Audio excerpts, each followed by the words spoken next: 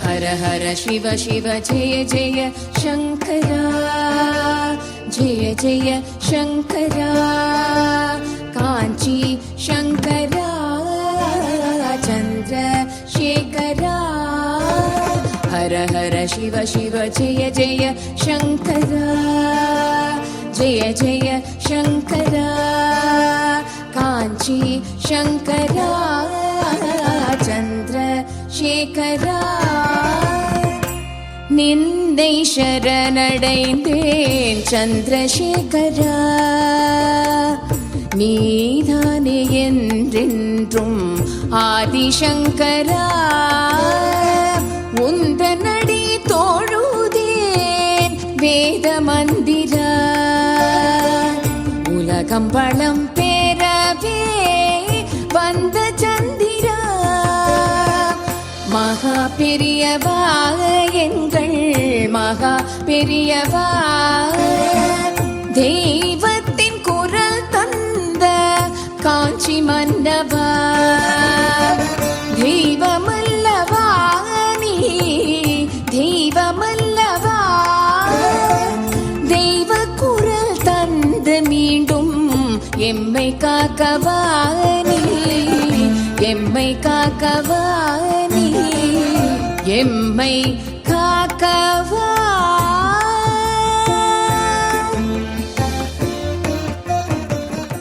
ஸ்ரீ குருபியோ நமஹ. ஹரஹர சங்கர, ஜெய ஜெயசங்கர. நின்னை சரணடைந்தேன் என்ற இந்த நிகழ்ச்சியின் வாயிலாக உங்களை மறுபடியும் சந்திப்பதில் மிக்க மகிழ்ச்சி.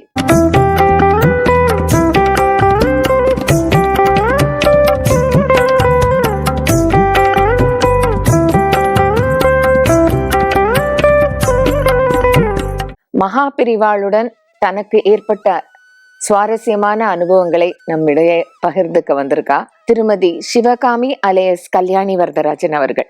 நமஸ்காரம். பெரியவா சரணம். அப்பா எப்பவுமே டூர்லயே தான் இருப்பார். இந்த ஃபெர்டிலைசர்ஸ், கொத்தாரி ஃபெர்டிலைசர்ஸ்ல இருந்தானே பர்ச்சேஸ் ஆஃபீஸர், டூர்லயே தான் இருப்பார். அதனால அம்மா இன்னும் 10 நாள் கூட இல்லை, 15 நாள் கூட இல்லை, பெரியவாளுக்கு போய் பத்திரிக்கையை கொடுக்க வேண்டாமா, நீங்க வரவே இல்லையேன்னு சொல்லிகிட்டே இருந்தா. சொல்லிட்டு இருந்தோடனே இதோ வந்துடுறேன்னு பாவம் அவருக்கும் வர முடியல. பெரிய குடும்பம் காப்பாற்ற வேண்டிய ஒரு இதுவும் இருந்தது இல்லையா. அதனால அப்போ அம்மா என்ன பண்ணா, நீ திடீர்னு எங்க அம்மாவுக்கு ரொம்ப உடம்பு வந்துடுது, ஒரு மாதிரி வாமிட்டிங், ஒரு டயேரியா, ஜுரம் எல்லாம் வந்துடுத்து. அம்மாவுக்கு ஒரே மனசுக்கு வேதனை, என்னடா இப்படி நமக்கு ஆயிடுத்து 60. அப்புறம் திடீர்னு ஒரு நாள் ராத்திரி டபார்னு ஏந்திருந்து என்ன பண்ணா, ஒரு பத்திரிக்கையை எடுத்து கொண்டு போய் சுவாமி இந்த பெரியவாளோட படம் இருக்கும் எங்க இடத்துல, அதுக்கு முந்தி வச்சுட்டு ஏதோ வேண்டின்னு விபூதி எட்டுண்டு வெளியில வந்துட்டு, நீ வருத்தப்படுறியோன்னு உனக்கு, நீ வா என் கூட, நம்ம பெரியவாளை போய் பார்த்து உனக்கு பிள்ளை குழந்தை அவர் பிறக்கிறதுக்கு ஆசீர்வாதம் பண்ணுவார் வா அப்படின்னு கூப்பிட்டேன். சரின்னு மறுநாள் கார்த்தால கிளம்பினோம். அப்போ எனக்கு அங்கே ஒரு ஃப்ரெண்டு இருந்தா, அவளும் ஆந்திரா, கனடா. உங்களுக்கு அப்போ எத்தனை மாதம்? எனக்கு அப்போ ஒரு 6-7 மாதம் இருக்கும், அவ்வளோதான். அவளும் நானும் பார்த்ததில்லை, நானும் வரேன் அப்படின்னா. ரொம்ப நல்லா இருப்போம் பார்க்கறதுக்கு, ரொம்ப மாடர்னாகவும் இருப்போம் அப்போல்லாம். சரின்னு நாங்கள் 3 பேரும் பஸ்ஸை பிடிச்சி காஞ்சிபுரம் போயிட்டோம். காஞ்சிபுரம் போன உடனே அப்போ கேட்டோம், எங்கே இருக்கார் பெரியவர்னு கேட்ட உடனே, வரதராஜ பெருமாள் கோவில் பக்கத்தில் முன்னால் சின்ன காஞ்சிபுரத்தில் ஒரு பெரிய கல்யாண மண்டபம், அதுல கண்ணு சர்ஜரி ஆயிருக்கு அவருக்கு அப்படின்னு சொன்ன உடனே நாங்க சின்ன காஞ்சிபுரத்துலயே இறங்கிட்டு அம்மாக்கு அந்த வழியெல்லாம் நல்லா தெரியும். ஸோ அங்க போன உடனே அந்த கல்யாண மண்டபம் சத்திரம் அந்த காலத்துல இருக்கிற மாதிரி, அங்க ஒரு மேடை மாதிரி இருந்தது. அது உள்ள ரூம்ல தான் அவர் இருக்காருன்னு. இதுல என்னன்னா, டாக்டர் பத்ரிநாத் ஈர வேஷ்டியை பிழிஞ்சு கட்டிண்டு இருக்கார், கையில டார்ச் எல்லாம் வச்சுன்னு மேடையில இப்படி நிக்கிறார். எனக்கு அப்போ அவர் பத்ரிநாத் எல்லாம் தெரியாது எனக்கு. அப்போ யாரோ ஒருத்தர் அங்கே வேலை செய்கிற வச்சோன்னு, டாக்டர் பத்ரிநாத் அவர் தான் சர்ஜரி பண்ணியிருக்கார் அவருக்கு. அந்த மாதிரி ஒரு பெரியவாளை நான் பார்த்ததே இல்லை. நல்ல சாஃப்ரன், டார்க் சாஃப்ரன் கலர்ல ஃபுல் வேஷ்டி, மார்கழி மாதம் சரி, ஃபுல் வேஷ்டி கட்டிருக்க, தாடி இவ்வளவோ பெருசு, தலைமுடி வளர்ந்துருக்க, வெள்ளவேர்னு இருக்கு தலைமுடியில. பா என்ன இப்படி, அதை நானும் ரொம்ப வருஷம் பார்த்துட்டு இவர் இப்படி பார்த்ததே இல்லையே நான் நினைச்சேன்னு. அவர் வந்து உட்கார்றதுக்கு ஒரு 5 மினிட்ஸுக்கு முந்தி அவர் வந்து அப்பதான் உட்காந்துருக்கார். அவர் இப்படி எப்பவும் இப்படி குந்தின வாக்கில் உட்காந்துப்பார் இல்லையா, அது மாதிரி உட்காந்துருக்கார். பக்கத்துல வந்து இப்படி குனிஞ்சு அவர் கேட்கறதுக்கு பதில் சொல்றார் பத்ரிநாத், டாக்டர் பத்ரிநாத். அப்போ முன்னால நானு, இந்த ஃப்ரெண்டு, எங்க அம்மா இருக்கோம். அதுக்கப்புறம் ஏதோ 1-2 பேர் இருந்தா. திடீர்னு பாம்பேல இருந்து ஒரு பெரிய குரூப் உள்ள வந்தா. நிறைய பேர், ஆம்பளை பொம்பளை சின்ன பசங்க இல்ல வந்தவ வந்து இடம் நிறைய இருந்தா கூட மேல மேல மேல இடிச்சா வந்து என் ஃப்ரெண்டு மேலேயும் இடிச்சா, என் பேர்லயும் இடிச்சா. நான் வந்து நகர்ந்தேன், அவளுக்கு தெரியல பாவம், சுவாமிகள் பார்க்க இடிக்கிற உடனே அவ வந்து என்னது இது, கோவில் சுவாமிகள் பார்த்த வந்த இடத்துல கூட இப்படி வந்து இடிச்சு பண்ணின்னு இருக்கா, இது துளி கூட நன்னா இல்லை அப்படின்னு ஷீ சைட். அவர் விச்சுக்குன்னு இருந்து உள்ள போயிட்டார் பெரியவர். அங்க உட்காந்து அங்க, ஆனா இந்த சம்பாஷணையோ இல்லை இவ பண்ணதோ அவர் கண்டிப்பா பார்க்கல. பத்ரிநாத் டாக்டரோட பேசிட்டு இருந்து டப்புக்குன்னு இருந்து உள்ள போயிட்டேன். உள்ள போனார், வருவார் பார்த்தா வரவே இல்லை. நான் எங்க அம்மாட்ட சொன்னேன், என்னம்மா வரவே இல்லை, நம்ம ஒண்ணுமே கேட்க முடியாது போல இருக்கேன். அதுக்குள்ள என் ஃப்ரெண்ட்ஸ், ஆமா இது வந்தவெல்லாம் துளி கூட மேனேஜே இல்லை, இது என்ன வந்த இடத்துலயும் எல்லாரும் பொம்னாட்டி பேர்லாம் இடிச்சுட்டு இருந்தது, அவருக்கு தெரிஞ்சுதான் எழுந்து போயிட்டார் அப்படின்னு சத்தமா சொன்னேன். அவளும் ரொம்ப நாள் நின்றுட்டு இருந்துட்டு சொன்னா, வேணா நம்மளாம் காஞ்சிபுரம் காமாட்சி அம்மனை பார்த்துட்டு இங்க வருவோமா அப்படின்னு கேட்டுட்டு அவ எல்லாம் இறங்கி இப்படி போறா. அவர் உள்ள வந்து உட்காந்துட்டேன். உட்காந்த உடனே எங்க அம்மா வந்து இந்த மாதிரி தட்டுல எல்லாம் வச்சு கொடுத்தா. ரெண்டாவது இன்னொன்னு என்னன்னா, அவர் எப்பவோ ஒரு தடவை வந்து வந்திருந்த கூட்டத்துல யாராவது மாதுளம்பழமும் தேனும் வாங்கிட்டு வந்திருக்கேளான்னு கேட்டாராம். யாருமே வாங்கிட்டு வரல. எல்லாரும் ஆப்பிள், வாழைப்பழம், பூவுப்பழம். அதுலேருந்து எங்க அம்மா எப்போ அவரை பார்க்க போனாலும் மாதுளம்பழமும் தேனும் தான் வாங்கிட்டு போவோம். சரி, ஆமா. அப்போ வந்து அது மாதுளம்பழம் தேன் எல்லாம் வச்சு பத்திரிக்கையும் வச்சு கொடுத்த உடனே அது பத்திரிக்கை எடுத்து பார்த்து, சாணிகிராமனுக்கு 60 அப்படின்னு கேட்டேன். ஆமா அப்படின்ன உடனே, அது யாருன்னு, என் பொண்ணும் இந்த மாதிரி அவாத்துல எல்லா பொன் குழந்தைகள் உள்ள பிறக்கணும்ட்டு ரொம்ப வேதனைப்படுறாவோ. ஏன் பொன் பிறந்தா தப்பா அப்படின்னு கேட்டார். என்ன கேட்டார், பொன் பிறந்தா தப்பான்னு. தப்பு இல்லை, எங்க மாமனாருக்கு ரொம்ப ஆசையா இருக்கு பேரை வேணும்னு, அவருக்கும் ரொம்ப வயசாயிடுது. உடனே அவர் சொன்னார், சரி அப்படின்னு விட்டு ஒரு ஆப்பிள் கொடுத்தார். கூட இருக்கிறவர்கிட்ட கொடுத்து, இதை கொண்டு போய் நீ அவர்கிட்ட கொடு அப்படின்ட்டு, அவளை சாப்பிட சொல்லு அப்படின்னார். அப்படின்னு ஒண்ணு எங்க அம்மா சொன்னா, உனக்கு பிள்ளை தாண்டி அப்படின்னு அங்கேயே சொன்னேன். அதை வாங்கிட்டு நமஸ்காரம் பண்ணிட்டு வந்துட்டோம். பிள்ளைதான் பிறந்தது எனக்கு. ஏற்கனவே என்னோட கடைசி தம்பிக்கு சங்கர விஜயன்னு பேர். ஏன்னா அவர் விஜயம் பண்றதே அவன் பிறந்ததுனால. அதனால இவனுக்கும் சங்கரன்னு வச்சா இதாகனா விஜய் சங்கர்னு வச்சேன், நான் பேர் வச்சேன். அப்புறம் எங்க மாமனாரத்துல ஸ்ரீனிவாசன் வச்சா.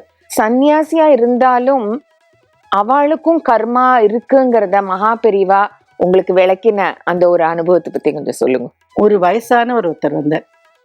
இப்ப சர்ஜரியில அவர் கண்ணுல ஆகி சரியா எடுத்து மடத்துல இருக்கிறவர். மடத்துல ஒரு பிரதோஷ தண்ணி கார்த்தால போயிருக்கு. அப்போ வந்து ஒருத்தர் சர்ஜரி ஒரு மாமா ஒரு தாத்தா வந்தார். வந்து இப்படி பண்ணிட்டு சாஷ்டாங்க நமஸ்காரம் பண்ண உடனே அவர் வந்து இப்படி செஞ்சு உடனே அவர் சொன்னார், சுவாமிகள் என்ன தப்பா நினைச்ச கூடாது, எனக்கு வயிற்றுல ஒரு பெரிய சர்ஜரி, என்னால விழுந்து நமஸ்காரம் பண்ண முடியல, சாஷ்டாங்கமா பண்ண முடியல அப்படின்னு. பரவாயில்ல அப்படின்னாரு. அப்படின்னு வெறும் இருக்க வேண்டியதானே. ஒன்னே உங்களுக்கு கேட்கலாமான்னு, கேளுங்களேன். நாங்க சாதாரண மனுஷா, எங்களுக்கு கண்ணு ஆப்ரேஷன், வயிற்று ஆப்ரேஷன் எல்லாம் வருது. நீங்க சுவாமிகள், உங்களுக்கு ஏன் கண்ணு ஆப்ரேஷன் வந்ததுன்னு இவர் கேட்டார். அவர் அதுக்கு அவர் சிரிச்சுன்னு பதில் சொல்றார், நீ உங்க அம்மா வயிற்றுலேருந்து வந்தா மாதிரிதான் நானும் எங்க அம்மா வயிற்றுலேருந்து 10 மாசம் இருந்துட்டு தான் நான் வந்திருக்கேன். நான் தொப்புன்னு குதிக்கல. ஒண்ணு. ரெண்டாவது, நான் சுவாமிகள்னு என்னைக்காவது உங்ககிட்ட சொல்லிட்டு இருக்கேன்னா? யார்கிட்டையும் நான் சுவாமிகள், நான் உன்னை விட பவர்ஃபுல்லுன்னா நான் சொன்னதில்லை. நானும் சாதாரண மனுஷன்தான். எங்க அம்மா வயிற்றுலேருந்து தான் நானும் பிறந்தேன். எனக்கும் கர்மா இருக்காதா அப்படின்னு கேட்டார். எப்பேற்பட்ட ஒரு பெரிய கர்மாவெல்லாம் ஜெயிச்சவர் வந்து அந்த மாதிரி கேட்டது வந்து எனக்கு ரொம்ப பளிச்சுன்னு. அது வந்து அப்போ உடனே அவர் சிம்பிளா சொன்னார், ராமர் யாரு?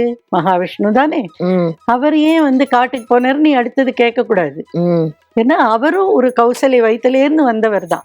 ஸோ அவாவா கர்மாவை அவாவா மனுஷனா இருந்து கர்மாவை அனுபவிச்சு அது அடுத்த வாழ்க்கு நான் விஷ்ணு, நான் அதை அனுபவிக்க மாட்டேன்னு சொல்லாம போனிருப்பாரு. அவர் எவ்வளவு உயர்ந்தவர். அவளுக்கு நேரம் நம்மளாம் யாருப்பான்னு கேட்டேன்.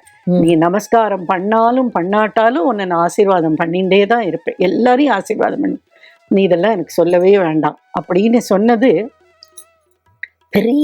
பெரிய இது. அதை என்னால் மறக்கவே முடியாது.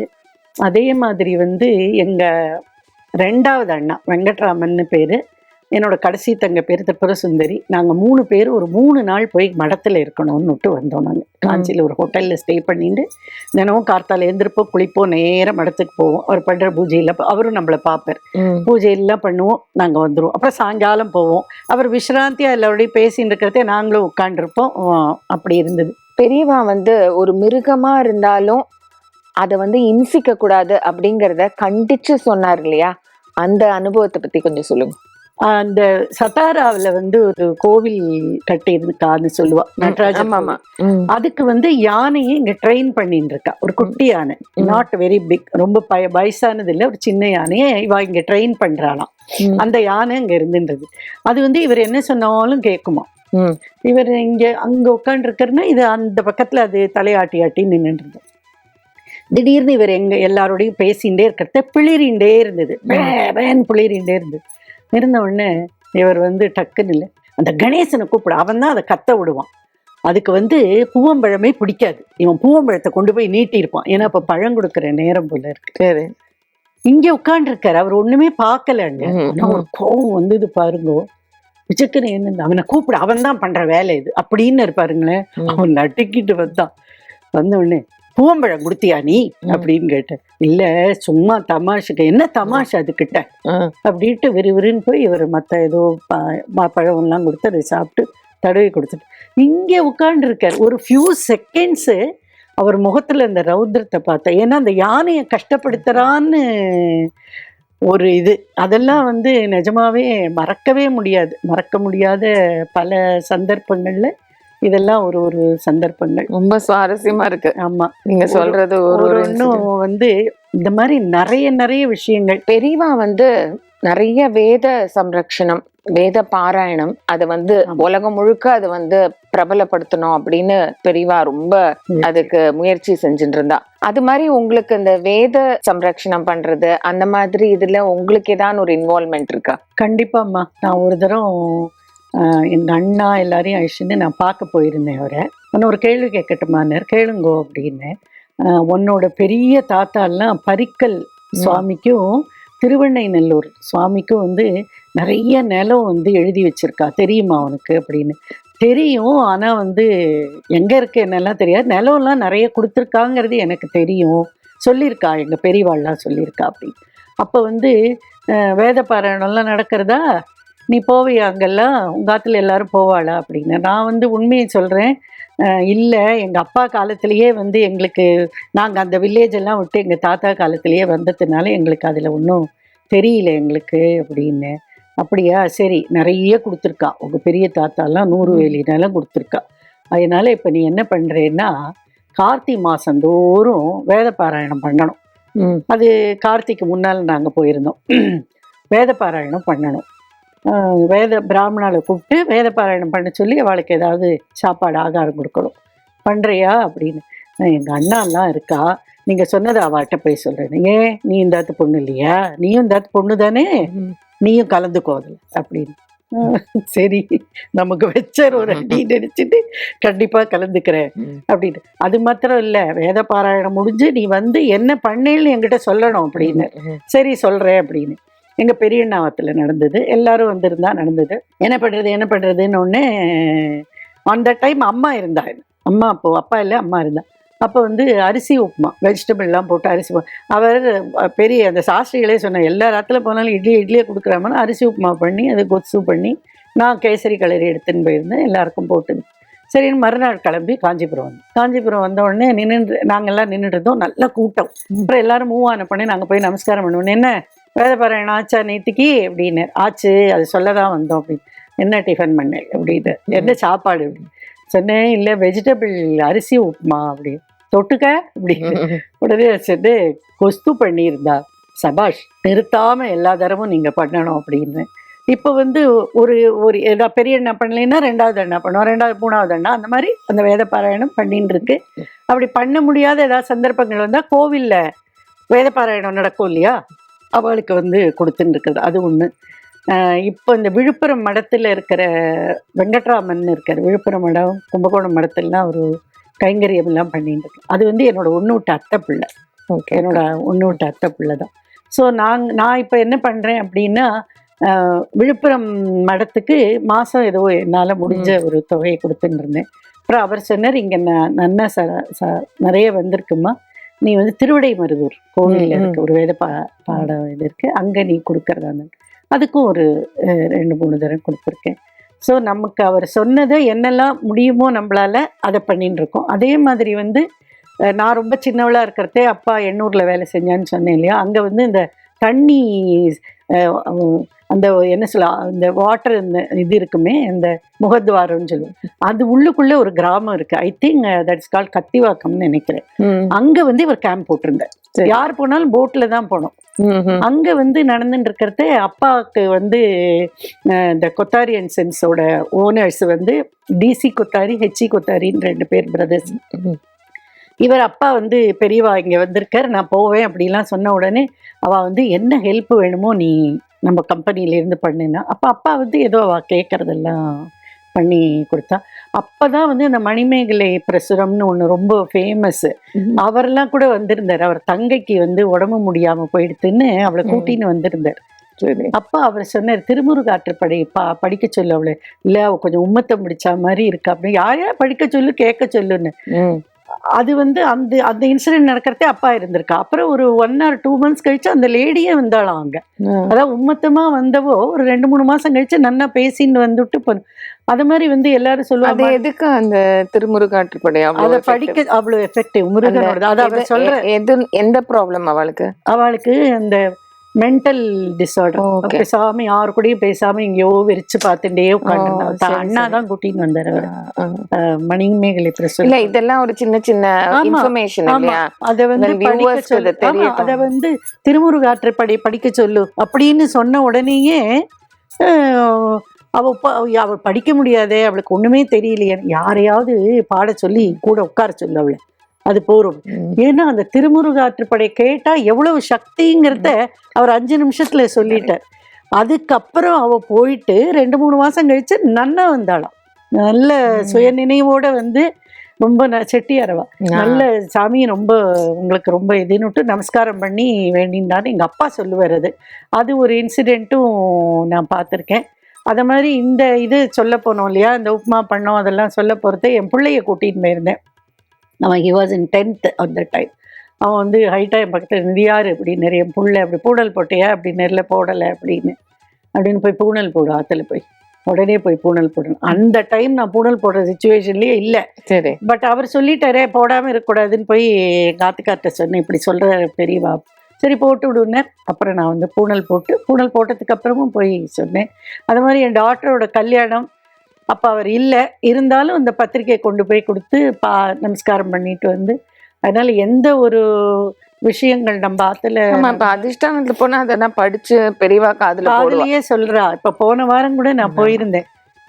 போயிருக்கிறதே கூட நான் வந்து பெரியவா பேர்ல சில பாடல்கள்லாமும் எழுதியிருக்கேன். அது மாதிரி எல்லாராலையும் சான்ஸ்கிரிட் படிக்க முடியாது இல்லையா, நிறைய பேருக்கு சான்ஸ்கிரிட் படிக்க முடியாது. எனக்கே வந்து சான்ஸ்கிரிட்லாம் ஃபுல்லாக தெரியாது, படிக்கதான் தெரியும், மொழியை ரொம்ப அர்த்தம் எல்லாம் எனக்கு தெரியாது. அப்போ ஒருத்தர்கிட்ட போயிருக்கிறதே அவர் 108 சான்ஸ்கிரிட்டில் கொடுத்தா.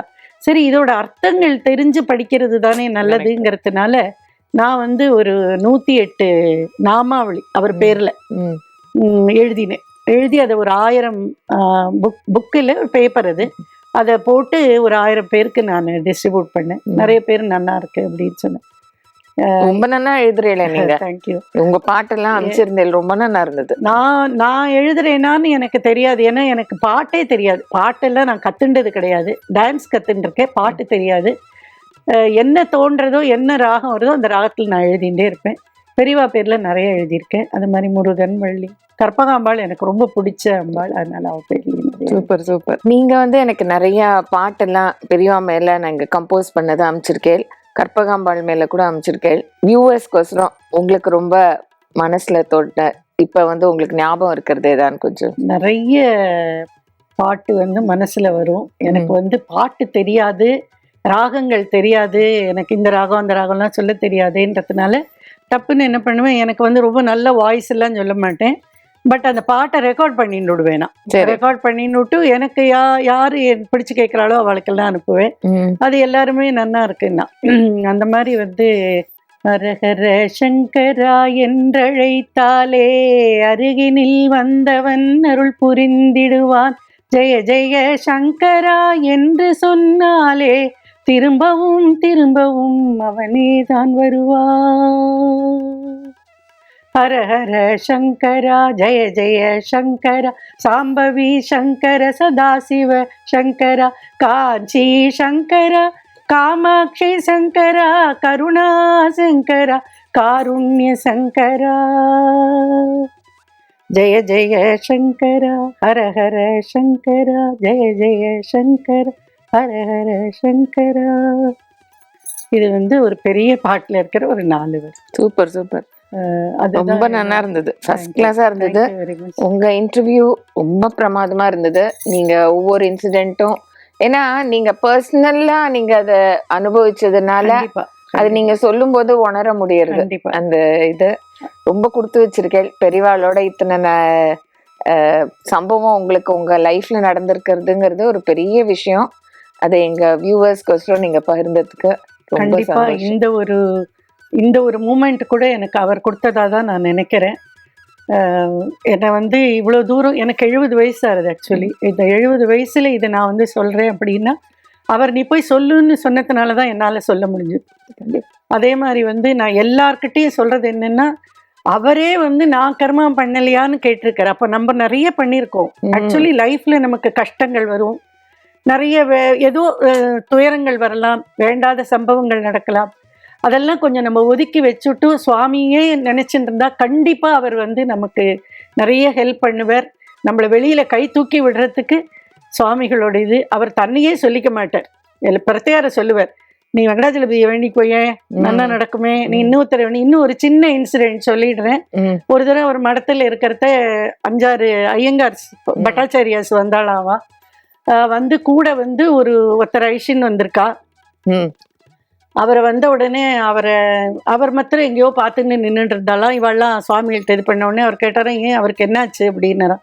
திடீர்னு தெரியல, பேசவே மாட்டேங்கிறான், எதுவுமே தெரிஞ்சுக்க மாட்டேங்கிறான், எல்லாரும் உங்ககிட்ட ஐஷின் போனான்னு இங்கே வந்தேன், அதனால இது சரியாக போயிடும்னு நினைக்கிறேன் அப்படின்னாராம். அப்படியா, சரி அப்படின்னுட்டு விஷ்ணு சஹஸ்ரநாமம் சொல்கிறேளோன்னு நீங்கள்லாம் சொல்கிறோம் அப்படின்னாலாம். அதில் இந்த அச்சுதா ஆனந்தா கோவிந்தா நாம அதை மாத்திரம் 108 தரம் சொல்லுங்கோ எல்லாரும், அவர் காதில் விடுற மாதிரி சத்தமாக சொல்லுங்கன்னாராம். எல்லாரும் உட்காந்து 108 தரம் அதை சொன்னாலாம். அவர் எங்கேயோ பார்த்துட்டு இருந்தாராம். சொல்லி முடித்த உடனே யாரையோ ஒருத்தர் கூப்பிட்டு சமையல் ரூமில் யாரோ ஒருத்தர் இருப்பார், அவரை கூட்டின்னு வா அப்படின்னு. அவர் நல்ல கடோர் கஜன் மாதிரி வந்தாராம் சமையல் உள்ளே பிரச்சாரகர். வந்த உடனே ஓங்கி அவர் தலையில் ஒரு குட்டு வெயினார். யாரு அந்த இதுவாக உட்காண்டிருக்கார் இல்லையா, அவர் தலையில ஓங்கி ஒரு குட்டு வெய்ய அப்படின்னு. அவர் சுவாமி அப்படின்னு பொய்யி அப்படின்னு அவர் ஓடி ஓங்கி அவர் மண்டையில ஒரு குட்டு வச்சாராம்.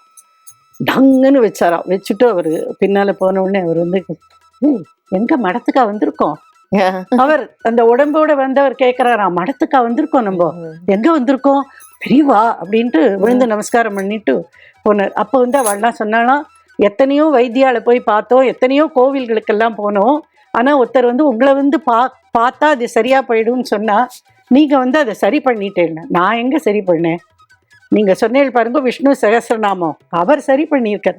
தன்னை அவர் காட்டிக்கவே மாட்டார். நான் பண்ணேன் நான் செஞ்சேன்னு அவர் காட்டிக்கவே மாட்டார். அவர் தான் பண்ணுவார் நமக்கு. ஆனால் அவர் எல்லாரையும் சுவாமிகள் நினச்சிக்கோங்க. அது மாதிரி நம்மளும் அவர் சொன்னதை கேட்டு தினம் தெய்வத்தை ஆராதிக்கணும். அவளை நினச்சி நம்ம பெரிய பூஜை புனஸ்காரம் பண்ணோன்றதெல்லாம் கிடையாது. என்னென்ன நம்மளால் செய்ய முடியுமோ அதெல்லாம் செய்யணும் அப்படிங்கிறது நான் எல்லாருக்கும் தாழ்மையாக கேட்டுக்கிறேன்.